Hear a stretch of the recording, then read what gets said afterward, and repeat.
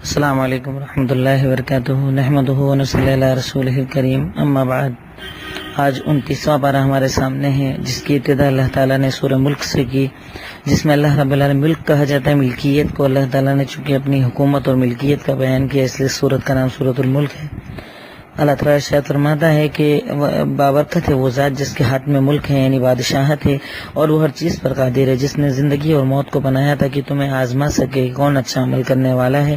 اس کے آگے اللہ تعالیٰ کہتا ہے الذی خلق سبع سماوات طباقا، وہی ہے جس نے 7 آسمانوں کو تر بدر یعنی تہ کے اندر بنایا، ایک کے اوپر ایک بنایا۔ ما تری فی خلق الرحمن من تفاوت، تمہیں رحمان کی خلقت میں کوئی کمی نظر نہیں آئے گی۔ فرجع البصر، ایک بار اور دیکھو، هل تری من فطور، کیا کوئی کمی نظر آتی ہے؟ ثم ارجع البصر، پھر واپس دیکھو، 2 مرتبہ دیکھو، تمہاری نظریں تمہاری طرف لوٹ آئیں گی اس حال میں کہ وہ مایوس ہوں گی۔ یعنی اللہ رب العالمین نے سورت کے اندر اپنی خلقت کی طرف غور کرنے کا انسان کو حکم دیتا ہے کہ اللہ تعالیٰ کی طاقت، اس کی قدرت، اس کی عظمت کو پہچاننا ہے تو آسمان کو دیکھو، 1 بار 2 بار 3 بار 4 بار بار بار دیکھو، لیکن تمہیں کوئی کمی نہیں ملے گی۔ کیوں؟ کیونکہ اسے بنانے والا پرفیکٹ ہے اور اس کی جو خلقت ہے وہ بھی پرفیکٹ ہے۔ اس کے بعد اللہ رب العالمین نے کچھ جہنمیوں کا ذکر کرتے ہوئے ارشاد فرمایا آیت نمبر 13 کے اندر وَأَسِرُّوا قَوْلَكُمْ أَوِ اجْهَرُوا بِهِ إِنَّهُ عَلِيمٌ بِذَاتِ الصُّدُورِ، تم اپنی باتیں دھیرے کرو یا چلا کر کرو، یقیناً وہ سینے کے حال کو جاننے والا ہے۔ کیا وہ نہیں جانے گا جو کہ جس نے پیدا کیا ہے، وہ تو بہت باریک خبر رکھنے والا ہے۔ اللہ رب العالمین نے اس آیت میں مومنوں کو ڈالا رہا ہے کہ اپنی ہر بات کے پہلے اللہ کا تصور اپنے دلوں کے اندر رکھو، کیونکہ تم تیز بولو دھیرے بولو، چھپ کر کرو دکھا کر کرو، تمہارا ہر عمل اللہ تعالیٰ جانتا ہے اور اللہ سے تمہارا کوئی بھی عمل چھپا ہوا نہیں ہے۔ کل روز قیامت جب وہ حساب کرے گا تو اس کے حساب سے بچنے کے لیے تمہارے پاس کوئی چارہ کار نہیں ہوگا۔ اس کے بعد ہمارے سامنے سورۃ القلم تلاوت کی گئی۔ اللہ رب العالمین نے ارشاد فرماتا ہے نون حروف مقطعات میں سے ہے، والقلم وما یسطرون، قسم ہے قلم کی اور جس سے لکھا جاتا ہے۔ یعنی اللہ رب العالمین اس صورت کے اندر قلم کی قسم کھا کے ہمیں علم کی اہمیت بتانا چاہ رہا ہے، کیونکہ قلم علم حاصل کرنے کا ایک ذریعہ ہے جس سے آدمی علم حاصل کرتا ہے، لکھ لکھ کر حاصل کرتا ہے۔ اللہ تعالیٰ نے اس صورت کی ابتدا قلم سے کر کے مومنوں کو، مسلمانوں کو علم کی اہمیت بتائی کہ تم لوگ اللہ تعالیٰ کی طرف علم حاصل کرو، دنیا کا علم حاصل کرو، آخرت کا علم حاصل کرو، قرآن کا علم حاصل کرو۔ یعنی ایک مسلمان قوم کو ایجوکیٹڈ ہونا چاہیے، نہ کہ جاہل ہونا چاہیے، لٹریٹ ہونا چاہیے، بلکہ ایجوکیٹڈ ہونا چاہیے۔ اسی صورت کے آخر میں اللہ تعالیٰ حضرت یونس کا واقعہ بھی ذکر کرتا ہے کہ آپ اپنے رب کے حکم پر صبر کیجیے اور آپ اس یعنی صاحب حوت یعنی مچھلی والے کی طرح نہ ہو جائیے جو حضرت یونس علیہ السلام کی ہے، جب انہوں نے پکارا جبکہ وہ بڑی تکلیف کے اندر تھے اور اللہ تعالیٰ کی نعمت اگر نہ ان کے پاس ہوتی تو اللہ تعالیٰ نے یعنی ان پر نعمت کی، مچھلی کے پیٹ میں چلے گئے، وہاں سے پکارا، اللہ کو مانگا تو اللہ تعالیٰ نے ان کی پکار کو سنا اور مچھلی کے پیٹ سے انہیں واپس زندگی دی، یعنی دوبارہ انہیں دنیا کے اندر بھیج دیا تھا کہ وہ اللہ تعالیٰ کی نعمتوں سے فائدہ اٹھا سکیں۔ حقہ، سورۃ الحقہ ہمارے سامنے تلاوت کی گئی۔ حقہ قیامت کا ایک نام ہے، اس کی تلاوت کی گئی۔ اللہ رب العالمین اس صورت کے اندر ان لوگوں کا 2 طرح کے لوگوں کا ذکر کرتا ہے، ایک طرح کے وہ لوگ جن کے سیدھے ہاتھ میں عمل نامہ دیا جائے گا، ایک طرح کے وہ لوگ جن کے الٹے ہاتھ میں عمل نامہ دیا جائے گا۔ رب کہتا ہے فَأَمَّا مَنْ أُوتِيَ كِتَابَهُ بِيَمِينِهِ، آیت نمبر 20 سورہ حقہ۔ اللہ کہتا ہے کہ یقیناً وہ لوگ جن کے سیدھے ہاتھ میں عمل نامہ دیا جائے گا تو وہ کہیں گے آؤ دیکھو ہماری کتاب کو پڑھو، میں اس بات پر یقین رکھتا تھا کہ مجھے حساب کے دن آنا ہے، تو یقیناً وہ ایک پیاری زندگی کے اندر رہے گا، رضامندی والی زندگی کے اندر رہے گا، اونچی جنت کے اندر رہے گا۔ جنت کی نعمتوں کو بیان کیا۔ اس کے بعد اللہ تعالیٰ نے ذکر کیا کہ یقیناً وہ آدمی کے جس کے الٹے ہاتھ میں اس کا عمل نامہ دیا جائے گا، فَيَقُولُ، تو وہ کہے گا یا لیتنی، کاش کہ مجھے حساب نہ لیا جاتا، کاش کہ میرے ہاتھ میں اس کتاب کو نہ دیا جاتا، وَلَمْ أَدْرِ مَا حِسَابِيَهْ، میں نہیں جانتا تھا حساب کے بارے میں، یا لیتہا کانت القاضیہ، کاش کہ یہ دنیا جس میں نے زندگی گزاری تھی وہی ختم ہو جاتی، یعنی ایک موت کے بعد مجھے موت نہ آتی، ما اغنی عنی مالیہ، مجھے میرے مال اور دولت نے کوئی فائدہ نہیں دیا، ہلک عنی سلطانیہ، میرا اسٹیٹس بھی مجھ سے ختم ہو گیا۔ اللہ کہے گا خذوہ فغلوہ، پکڑو اس کو گھسیٹ کر جہنم میں ڈال دو۔ یعنی اس دن جہنم میں یہ پکارے گا، یہ کاش کاش کرے گا، تمنا کرے گا، آرزو کرے گا، لیکن اس دن کا یہ آرزو کرنا اس کے کام نہ آئے گا۔ اس لیے کہ انسان کو، ایک مومن کو دنیا میں محنت کرنا چاہیے، کیونکہ مرنے کے بعد کوئی بھی چیز فائدہ دینے والی نہیں ہے۔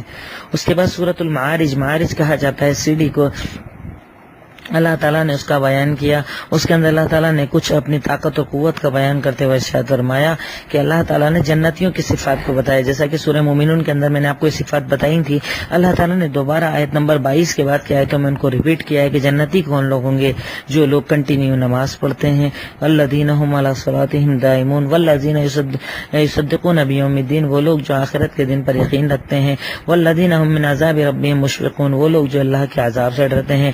اور اس کے بعد اللہ تعالیٰ کہتا ہے والذین هم لفروجهم حافظون, وہ لوگ جو اپنی شرمگاہوں کی حفاظت کرتے ہیں. ان اللہ رب العالمین نے اس صورت کے اندر مومنوں کی صفات کو ذکر کیا, جنتیوں کی صفات کو ذکر کیا. اس کے بعد سورہ نوح ہمارے سامنے تلاوت کی گئی, جس میں حضرت نوح علیہ السلام کا واقعہ ذکر کیا گیا. حضرت نوح کا وہ واقعہ کہ انہوں نے اپنی قوم کو دعوت دی تھی, تقریباً 950 سال تک وہ اپنی قوم کو دعوت دیتے رہے. اللہ تعالیٰ ان کی دعوت کا ذکر کرتے ہوئے ارشاد فرماتا ہے کہ وہ کہتے ہیں یا اے میرے رب ثم انی دعوتہم جہارا, اے اللہ میں نے اپنی قوم کو کھل کر بھی دعوت دی, میں نے اعلان کر کے بھی دعوت دی, میں نے چھپ چھپ کر بھی دعوت دی. فقلت استغفروا ربکم, اور اللہ تعالیٰ نے اسی چیز کے اندر استغفار کی فضیلت کو بتاتے ہوئے ارشاد فرمایا کہ کہہ دیجئے تم اپنے رب سے توبہ کرو کیونکہ وہ بہت معاف کرنے والا ہے. اگر تم توبہ کرو گے تو اللہ تعالیٰ تم پر آسمان سے موسلادھار بارش نازل کرے گا, اور اللہ تعالیٰ تمہیں مال دے گا, اولاد دے گا, تمہارے لیے جنت یعنی تمہارے باغیچے بنا دے گا, اور تمہارے لیے نہریں بنا دے گا. اللہ تعالیٰ اس صورت کے اندر توبہ کی فضیلت بتا رہا ہے کہ اگر کسی انسان کو اولاد نہ ہو وہ توبہ کرے, کاروبار نہ چلے وہ توبہ کرے, کھیتیاں نہ اگے وہ توبہ کرے, کیونکہ توبہ کرنے والوں کو اللہ تعالیٰ ہر چیز ہر نعمت عطا کر دیتا ہے. اللہ رب العالمین نے ان کے واقعے کے ساتھ ساتھ قوم نوح کے اندر انہیں دیکھیے, حضرت عبداللہ ابن عباس کہتے ہیں کہ اس دنیا کے اندر شرک کا جو آغاز ہوا وہ حضرت نوح کی قوم سے ہوا. اللہ تعالیٰ نے ان کا ذکر بھی کیا کہ قوم نوح کے اندر کچھ لوگ تھے جن کا نام تھا, اللہ تعالیٰ ذکر کرتا ہے آیت نمبر 23 کے اندر, ود, سعا, یغوس, یعوق, نصر. یہ بڑے اچھے لوگ تھے, عبادت گزار لوگ تھے, پرہیزگار لوگ تھے قوم نوح کے اندر. اب جب ان کا انتقال ہوا تو شیطان نے آ کر کہا کہ ارے یہ تمہارے اتنے بڑے تھے, بزرگ تھے, عبادت گزار تھے, تم نے انہیں ایسے ہی چھوڑ دیا. ایسا کیجئے ان کی تصویریں بنا لیجئے, ان کے مجسمے بنا لیجئے اور اپنی عبادت گاہوں کے اندر رکھ لیجئے, تاکہ ان کو دیکھ کر تم کو انسپریشن ملے گا, انہیں عبادت کرنے کا شوق آئے گا. ایسا کر لیجئے. سب سے پہلے یہ مورتیاں بنائی گئیں, تصویریں بنائی گئی اور اس کو عبادت گاہوں میں رکھ دیا گیا. اب یہ معاملہ چلتا رہا, لوگ انہیں دیکھ کر نصیحت حاصل کرتے رہے. جب ان کا انتقال ہو گیا, ان کے بعد کی نسلیں آئیں, تو شیطان نے آ کر کہا ارے تم ان کی یہ جو مورتیاں تمہارے سامنے رکھی ہے نا, تمہارے ابا وغیرہ کیا کرتے تھے کہ جب انہیں کوئی پریشانی آتی تھی تو ان کا ذریعہ بنا کر وہ دعائیں مانگا کرتے تھے. صحیح بخاری میں پورا واقعہ ذکر کیا گیا ہے. تو وہ قوم نے یہ کام شروع کر دیا. پھر جب یہ قوم ختم ہو گئی تو شیطان نے تیسری قوم کے پاس آ کر کہا, تیسری نسل میں آ کر کہا کہ ارے تمہارے ابا دادا تو انہی کی عبادت کرتے تھے. ایسے کر کے شرک شروع ہو گیا, اور ان لوگوں کے ذریعے جو یہ پیر تھے, جو اچھے لوگ تھے, بزرگ تھے, بڑے عبادت گزار تھے, ان لوگوں کے ذریعے شرک کا اس دنیا میں آغاز ہوا. اس کے بعد سورۃ الجن ہمارے سامنے تلاوت کی گئی. اس سورت کے اندر اللہ رب العالمین نے بیان کیا کہ اللہ کے نبی پہ انسان تو انسان, جنات بھی ایمان لائے تھے. جنات نے جب اللہ کے نبی کو قرآن پڑھتے سنا تو وہ ایمان لے آئے تھے. انہوں نے اللہ کے نبی کی ذات کو قبول کیا تھا, آپ کی رسالت کو قبول کیا تھا. اس کے بعد سورۃ المزمل, مزمل کہا جاتا ہے چادر اوڑھ کر لیٹنے والے کو. تو اللہ تعالیٰ کہتا ہے یا ایھا المزمل, اے چادر اوڑھ کر لیٹنے والے, قم اللیل الا قلیلا, تو رات میں قیام کیا کر مگر تھوڑا, یا تو آدھی رات, اور انقص منہ قلیلا, یا اس سے تھوڑا کم, یعنی آدھی رات سویا کرو, آدھی رات قیام کیا کرو.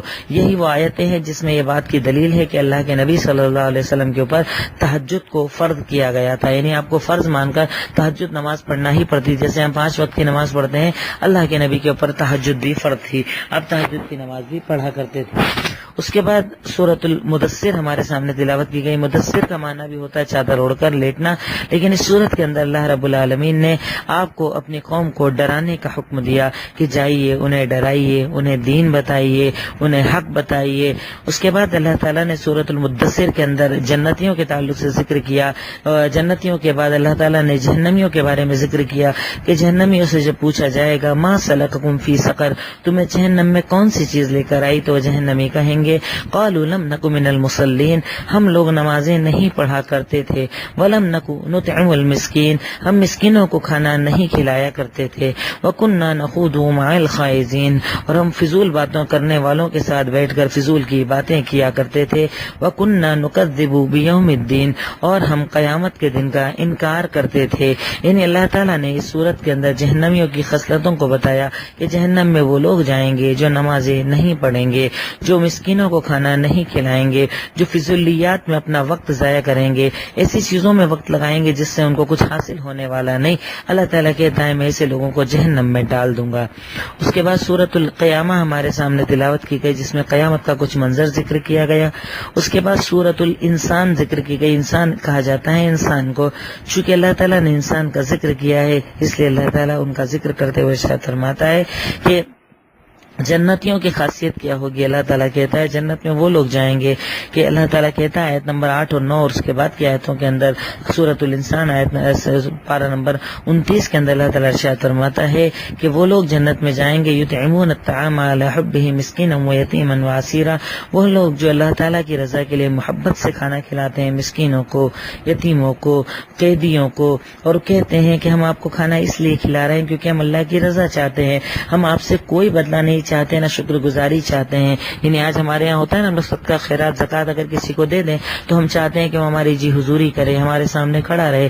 اللہ کہتا ہے کہ خرچ کرو تو اس لیے کہ اللہ تعالیٰ کے لیے، اس لیے نہیں کہ دنیا میں کیا بدلہ ملے گا، کوئی میری تعریف کرے گا کہ نہیں کرے گا، جو کرو اللہ کے لیے کرنا چاہیے۔ اس کے بعد سورۃ المرسلات تلاوت کی گئی۔ مرسلات کہا جاتا ہے تیز چلنے والی ہواؤں کو، کیونکہ اللہ رب العالمین نے اس سورت کے اندر تیز چلنے والی ہواؤں کا ذکر کیا ہے، قیامت کا ذکر کیا ہے، جہنم کا ذکر کیا ہے، اس لیے سورت کو سورۃ المرسلات کہا جاتا ہے۔ چونکہ اب اکثر مساجد کے اندر تلاوت ختم ہو چکی ہے اس لیے میں درس آج بھی جلدی بھیج رہا ہوں اور کل انشاءاللہ دوپہر میں ہی تیسرے پارے کا بھی درس بھیج دوں گا۔ السلام علیکم ورحمۃ اللہ۔